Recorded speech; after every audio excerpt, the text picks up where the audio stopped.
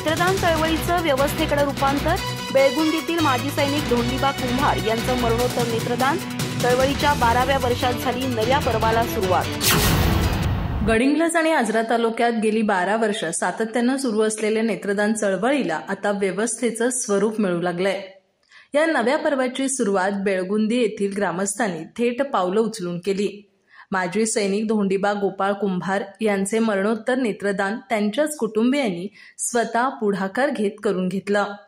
धोंडीबा कुंभार यांचं निधन शुक्रवारी सकाळी 9:30 वाजता झाल्यानंतर स्थानिक कार्यकर्त्यांनी त्यांचा मुलगा मनोहर, धनराज आणि मुलगी शीतल यांच्याशी नेत्रदानाबाबत संवाद साधला। कुटुंबाने तात्काळ सकारात्मक प्रतिसाद दिला आणि थेट अंकुर आय बँकेशी संपर्क साधून नेत्रदानाची प्रक्रिया सुरू केली।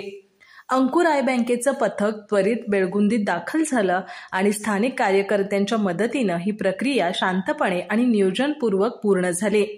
यापूर्वी ही चळवळ स्थानिक कार्यकर्त्यांच्या समन्वयातूनच राबवली जात होती, पण आता या चळवळीचं संवेदनशीलतेपासून व्यवस्थेपर्यंतचं प्रवास पथ स्पष्ट होत चाललंय। धोंडीबा कुंभार यांच्या नेत्रदानानं या चळवळीचा पहिला टप्पा निश्चितच साकारला आहे।